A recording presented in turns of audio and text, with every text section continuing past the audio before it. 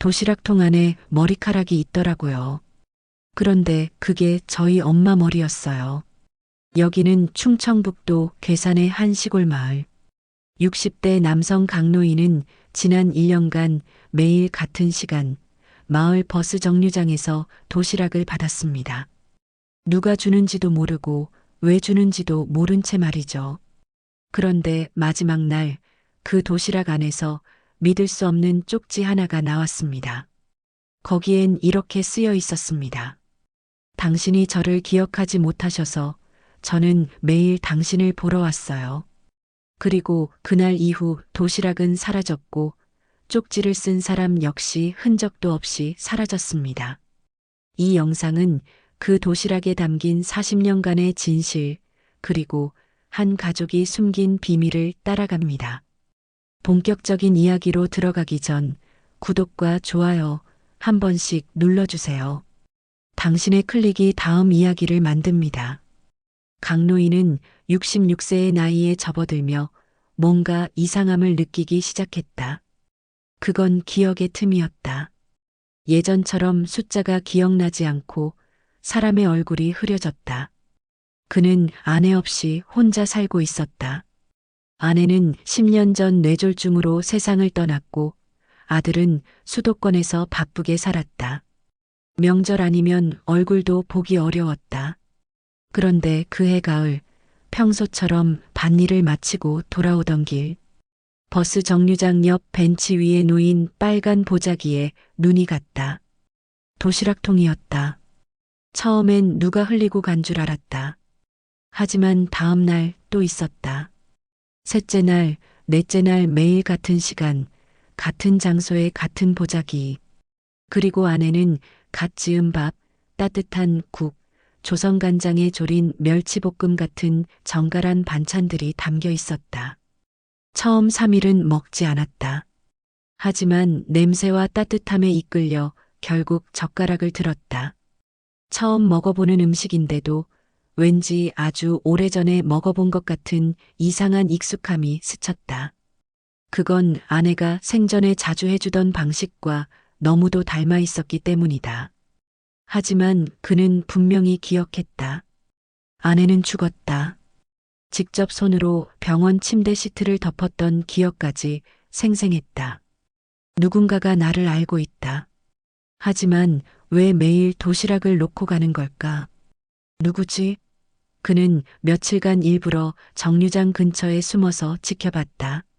하지만 도시락은 늘 그가 잠깐 자리를 비운 5분 사이에 놓여 있었다. 마치 CCTV 사각지대처럼. 감쪽같이. 며칠 후 그는 도시락통 아래에서 쪽지를 발견한다. 아주 짧은 글씨. 잘 드셨어요? 내일은 더 맛있게 해볼게요. 글씨는 둥글고 다소 떨렸다. 누가 썼을까? 정성은 있지만 무언가 간절한 느낌. 그는 바로 그날 저녁 경찰서에 가서 이야기를 꺼냈다. 누가 저를 감시하거나 혹은 스토킹하는 거 아닐까요? 경찰은 황당한 얼굴로 물었다. 피해는 있으신가요? 강노인은 고개를 저었다. 아니요, 밥은 정말 맛있습니다. 결국 접수는 되지 않았다. 그때까지만 해도 그는 이상한 선이라고만 생각했다. 그런데 그날 밤 아들의 전화가 왔다. 아빠, 요즘 좀 이상하대. 마을에서 무슨 소리야?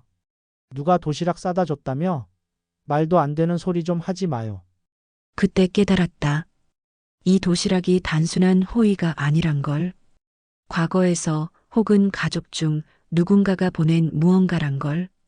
그리고 진실은 더 깊고 오래된 기억 속에 묻혀 있었다. 강노인은 다음 날부터 도시락통을 열기 전 무언가 메모가 있는지부터 살펴보는 게 습관이 되었다. 그런데 그날은 달랐다. 도시락통 안엔 반찬 옆에 작은 흰 봉투가 있었다. 안에는 사진 한 장이 들어 있었다. 오래된 흑백 사진. 군복을 입은 젊은 남자와 한 여자가 함께 찍은 모습이었다. 남자는 분명 젊은 시절의 강노인이었다. 그런데 그 옆에 여성은 누구인지 기억이 나지 않았다. 이게 나라고? 혼잣말이 나왔다. 아무리 기억을 더듬어도 그 사진 속 여성이 누구인지 떠오르지 않았다. 등 뒤가 서늘해졌다.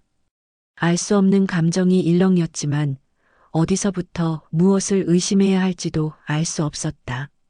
그는 그날 밤 옛 앨범을 꺼내 들었다. 군 시절의 사진들, 아내와 함께 찍은 신혼 시절, 아들과 함께한 돌잔치 사진까지.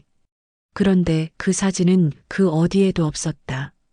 가족 어느 누구도 보여준 적 없고 자신도 본 적 없는 사진이었다. 그렇다면 그 여자는 누구인가? 그리고 그 사진을 넣은 사람은 도대체 뭘 말하고 싶은 걸까? 며칠이 더 지났다. 도시락은 계속됐다. 날씨는 추워졌고 첫눈도 내렸다. 강노인은 그날따라 도시락을 먹으며 눈물을 삼켰다. 어딘지 모르게 그 반찬이 너무 익숙해서였다. 그는 도저히 참지 못하고 결심했다. 직접 범인을 찾아야겠다고. 새벽부터 정류장 옆에 매복했다. 눈밭 위로 남겨질 발자국 하나라도 보려고. 그런데 도시락이 놓여있던 자리엔 발자국이 없었다. 어제 내린 눈이 그대로 덮여 있었다. 마치 도시락이 하늘에서 뚝 떨어진 것처럼. 누군가가 미리 가져다 둔 것일까? 하지만 그 시간은 새벽 5시, 마을엔 불도 거의 들어오지 않았다. 그리고 그날 도시락통 안에는 또 하나의 쪽지가 들어 있었다. 기억나세요? 1983년 3월 2일, 첫눈 내리던 날. 그 문장을 보는 순간 강노인은 몸이 멈췄다. 오래된 기억이 불쑥 떠올랐다. 군 제대 후 처음 취직했던 서울의 한 인쇄소. 거기서 만난 여직원이 있었다. 이름도 생김새도 가물가물했지만 첫눈 내리던 날 둘이 버스를 기다리며 나눴던 대화만은 어렴풋이 기억났다. 첫눈이 좋아요. 모든 걸 덮어주는 것 같아서요. 그 말은 기억이 났다. 하지만 그 이후 그녀와 무슨 일이 있었는지는 아무리 생각해도 떠오르지 않았다. 그게 전부였다. 그날 저녁 강노인은 마을 이장을 찾아갔다. 그리고 물었다. 혹시 최근에 마을에 이사 온 사람 없어요? 나이든 여자분. 이장은 손을 턱에 얹고 고민하더니 말했다. 한 6개월 전쯤에 폐가 옆 작은 단칸방에 어떤 할머니가 들어오긴 했어요. 근데 그분 거의 안 나오셔. 마을 사람들이랑도 말 잘 안 하고. 강노인의 심장이 쿵 내려앉았다. 그분 이름 아세요? 이장은 고개를 저었다. 이름도 안 알려줘. 그냥 서울서 내려왔대. 아프다고만 했지. 그날 밤 강노인은 그 집 앞까지 갔다. 창문에 불은 꺼져 있었고 안은 조용했다. 잠시 멈춰 섰다 돌아섰다를 반복하다가 결국 배를 누르지 못하고 돌아섰다. 하지만 다음날 도시락 안에는 또 쪽지가 있었다. 문 앞에 오셨죠? 왜 안 들어오셨어요? 그는 순간 피가 거꾸로 솟는 기분이 들었다. 그 여자는 자신이 문 앞에 온 것도 알고 있었다. 누군가 분명 자신을 지켜보고 있었다. 그런데 왜 그토록 조용히 숨어서 도시락을 전달하고 있었던 걸까? 그날 밤 도시락을 그대로 들고 그 집 앞을 다시 찾았다. 그리고 이번엔 벨을 눌렀다. 기다림 끝에 문이 열렸다. 안에서 나타난 건 앙상하게 마른 노파였다. 흰 머리에 수건을 둘렀고 손은 부들부들 떨렸다. 강 선생님 드디어 오셨네요. 그 목소리는 낮고 떨렸지만 어딘가 익숙했다. 강노인은 말했다. 당신은 누구요? 할머니는 천천히 고개를 끄덕이며 말했다. 그날 버스 정류장에서 눈 얘기하던 여자예요. 기억 안 나세요? 강노인은 말문이 막혔다. 도저히 믿기지 않았다. 아니, 그게 벌써 40년 전이잖아요. 할머니는 잠시 눈을 감았다가 말했다. 그래서 제가 40년을 기다렸어요. 작은 방 안 허름한 화로 옆에 마주 앉은 두 사람 사이에는 낯설지만 이상하게 따뜻한 공기가 흘렀다. 할머니는 조심스럽게 차를 따라주며 입을 열었다. 그날이었어요. 1983년 3월 2일 눈이 유난히 많이 왔던 날. 출근길에 버스를 놓친 저를 선생님이 기다려줬죠. 그때는 그게 그냥 친절이라고 생각했어요. 근데 그날 이후 저는 매일 그 정류장에 서 있게 되더라고요. 강노인은 침묵한 채 눈을 피했다. 분명 어렴풋이 기억이 나는데 얼굴도 이름도 떠오르지 않았다. 할머니는 미소를 지으며 말을 이었다. 당신은 기억하지 못해도 괜찮아요. 저는 다 기억하니까요. 그땐 제가 더 좋아했나 봐요. 선생님은 늘 조용했고 단 한 번도 제게 무슨 말을 걸지 않았지만 저는 그 눈빛에 위로를 받았어요. 강노인은 손을 움켜쥐었다. 아내의 얼굴이 스쳤다. 자신이 알고 있는 과거는 늘 아내와 함께였는데 지금 이 여자는 전혀 다른 과거를 말하고 있었다. 그 후 저는 편지를 썼어요. 직접 전해주지 못해서 책상 서랍에 넣어놨어요. 그런데 어느 날 인쇄소문이 닫혔더라고요. 당신은 아무 말도 없이 사라졌어요. 강노인의 입에서 작게 탄식이 새어나왔다. 그 시절 맞아요. 아버지가 위독해서 고향으로 내려왔었어요. 결국 돌아가셔서 나는 장례 치르고 바로 군복무 연장 나갔어요. 그리고는 말이 끊겼다. 강노인은 더 이상 설명하지 못했다. 할머니는 고개를 끄덕였다. 저는 기다렸어요. 편지를 받았을 줄 알았거든요. 하지만 1년이 지나도 3년이 지나도 당신은 오지 않았어요. 할머니는 찻잔을 내려놓으며 눈을 감았다. 그땐 내가 바보였어요. 혼자 사랑하고, 혼자 믿고, 혼자 기다렸죠. 그런데 할머니는 주저하며 입을 떼었다. 그 기다림 끝에 아이가 생겼어요. 그 순간 강노인의 호흡이 멎는 듯했다. 뭐라고요? 아들이요, 당신 아이. 저는 혼자서 그 아이를 키웠어요. 누구에게도 말하지 않고, 숨기고, 감추면서요. 그 아이는 이제 40이 넘었어요. 지금 서울에서 살고 있어요. 성실하게, 착하게. 강노인의 손이 덜덜 떨렸다. 무언가 부서지는 소리가 마음속에서 울렸다. 왜 지금까지 아무 말도 안 했어요?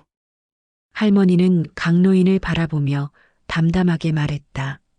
말해봤자 뭐가 달라졌을까요?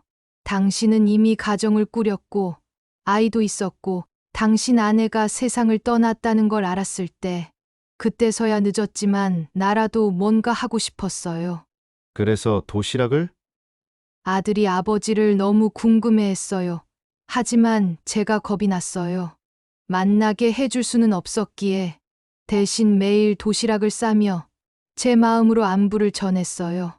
당신이 어떤 사람인지 밥을 통해 보여주고 싶었거든요. 강노인은 눈을 감았다. 복잡한 기억들이 머리를 흔들었다. 그는 자신이 무엇을 잃었고 무엇을 몰랐으며 무엇을 외면해 왔는지를 비로소 깨달았다. 아내와 함께했던 삶은 분명 진심이었다. 하지만 그 이전의 기억, 이름조차 기억나지 않던 이 여자가 들려준 진실은 강노인을 완전히 무너뜨렸다. 그럼 지금 그 아이는 나를 알고 있나요? 할머니는 고개를 저었다. 아니요, 아직은 몰라요. 내가 말하지 않았어요. 그냥 당신 모습을 멀리서 보게만 했어요. 그 아이는 당신이 아버지라는 걸 모른 채 한참을 지켜봤어요. 강노인은 입술을 떨며 물었다. 그 아이 이름이 뭐죠? 이성훈이에요. 할머니의 눈가에 눈물이 고였다. 지금은 서초구에 살아요. 금융회사 다니고요. 결혼도 했고요. 강노인은 숨을 크게 들이마셨다. 자기에게 또 다른 아들이 있다는 사실이 너무 늦게 다가왔다는 사실이 가슴을 짓눌렀다. 그날 밤 강노인은 집으로 돌아오지 않았다. 마을 어귀까지 천천히 걸었고 아무도 없는 밭 가장자리에 서서 하늘을 바라보았다. 별 하나 없는 하늘은 유난히 깊고 캄캄했다. 그리고 강노인은 결심했다. 더 늦기 전에 아들에게 진실을 알려야겠다고.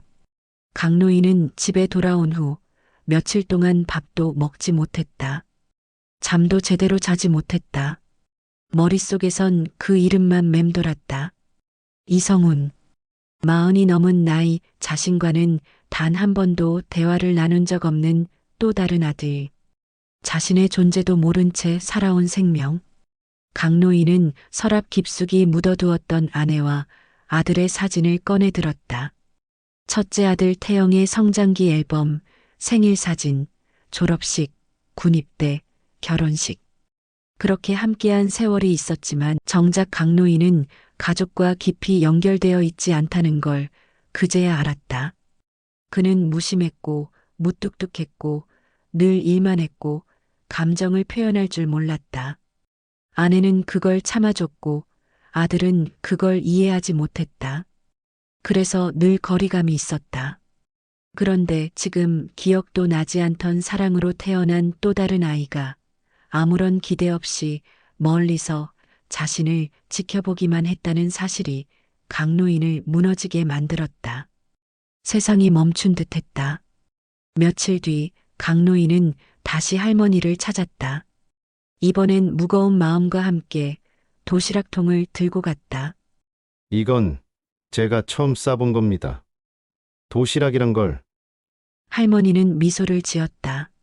밥을 짓는다는 건 누군가를 기억한다는 거예요. 마음을 담지 않으면 절대 그 맛이 안 나죠. 강노인은 고개를 숙였다. 나 너무 늦은 건가요? 할머니는 강노인을 바라보며 조용히 고개를 저었다.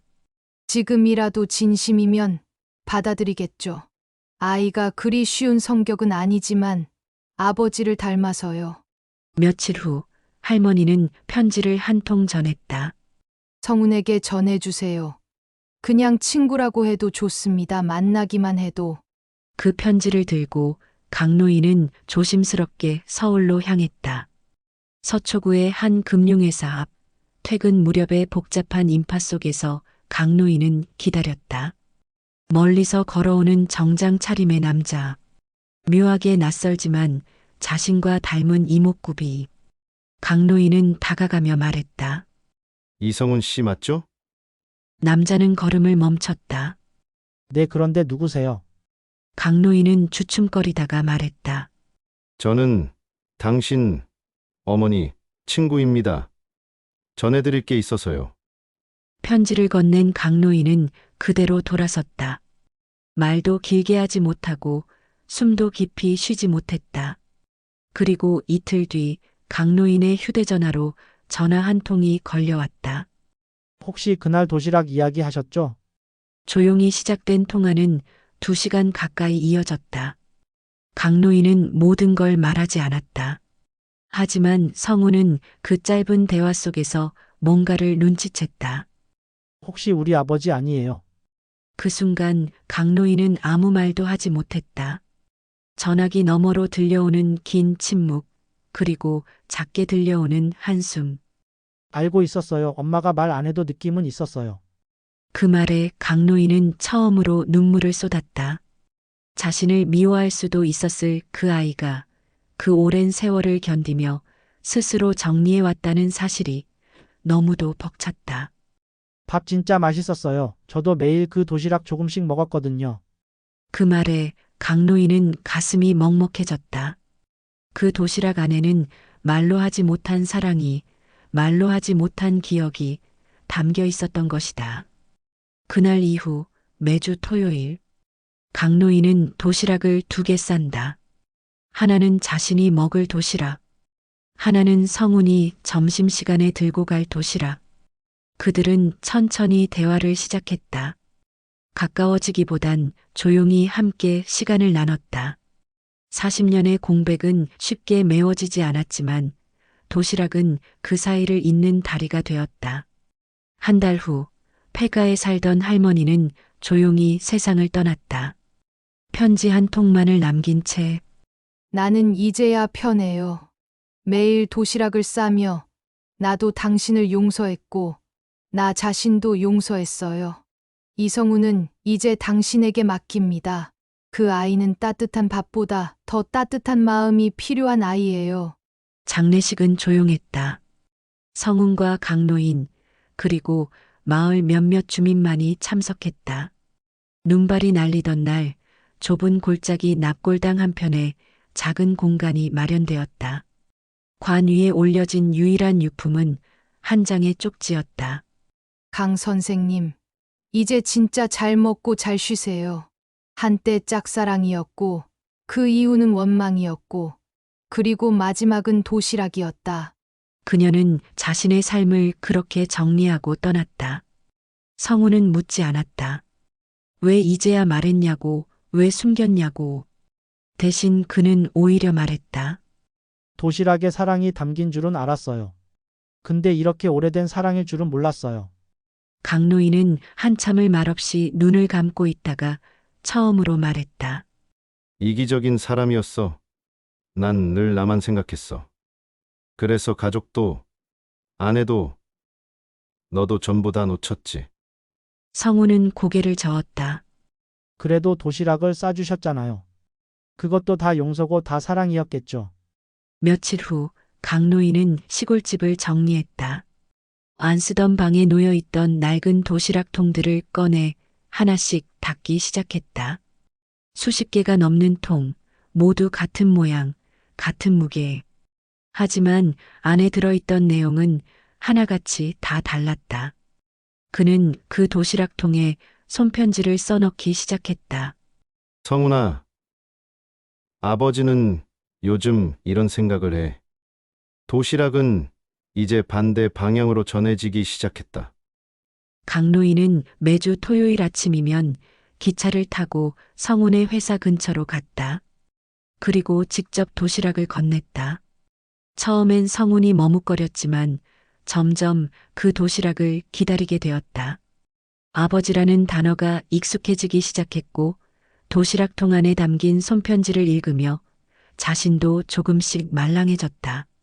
그렇게 다시 시작된 부자의 관계는 아주 천천히 쌓여갔다. 빠르게 가까워지는 법은 없었지만 확실히 멀어지는 일도 없었다. 그것이면 충분했다. 그러던 어느 날 성우는 책장에서 오래된 편지 봉투 하나를 발견한다. 어머니가 남긴 봉투였다. 그 안엔 그날 밤 버스 정류장에서 눈 내릴 때 그녀가 직접 적었던 첫 번째 편지가 있었다. 강 선생님, 저는 눈을 좋아해요. 당신 같은 사람이니까요. 조용하고 따뜻하고 모든 걸 덮어주는 사람. 저는 당신이 누군가의 빛이 되길 바라요. 그 편지를 읽은 성우는 처음으로 눈물을 흘렸다. 어머니가 세상을 떠난 후 처음이었다. 그리고 자신이 자라면서 한 번도 듣지 못했던 아버지의 이름을 이제야 똑바로 부를 수 있을 것 같았다. 아버지, 며칠 후 성우는 강노인을 직접 불렀다. 낡은 식당에서 둘은 마주 앉았다. 아버지가 먼저 물었다. 도시락 다음 주에도 괜찮겠니? 성우는 웃으며 대답했다. 이번엔 제가 쌀게요. 강노인은 말없이 고개를 끄덕였다. 그 순간 늦게나마 도착한 삶의 한 조각이 조용히 그들의 사이에 놓였다. 우리 삶엔 정말 너무 늦은 시간이 있을까요? 아니면 우리가 늦었다고 생각하는 바로 그때가 사실은 진심을 꺼내야 할 딱 그 순간일지도 모릅니다. 도시락통 안엔 밥만 담긴 게 아니었습니다. 그 안에는 말하지 못한 사랑, 끝내 표현하지 못한 미안함, 그리고 한 번쯤 다시 시작하고 싶다는 간절한 마음이 담겨 있었습니다. 여러분도 그런 기억 하나쯤 있으시죠? 지금 떠오르는 얼굴이 있으시다면, 혹시 그분께 아직 전하지 못한 말이 있으시다면, 그 말 아직 늦지 않았습니다. 그 한마디가 누군가에겐 도시락 한 끼보다 더 따뜻한 선물일 수 있으니까요. 만약 오늘 이 이야기가 여러분 마음 한구석을 건드렸다면 여러분의 기억 속 그 사람에 대해 댓글로 남겨주실 수 있을까요? 그 사람이 누구였는지, 어떤 말을 하지 못했는지, 그리고 지금 어떤 말을 하고 싶은지, 여러분의 진심이 누군가에게 또 다른 위로가 될지도 모릅니다. 댓글로 여러분의 이야기를 들려주세요. 그 한 줄이 누군가의 도시락이 될지도 모릅니다.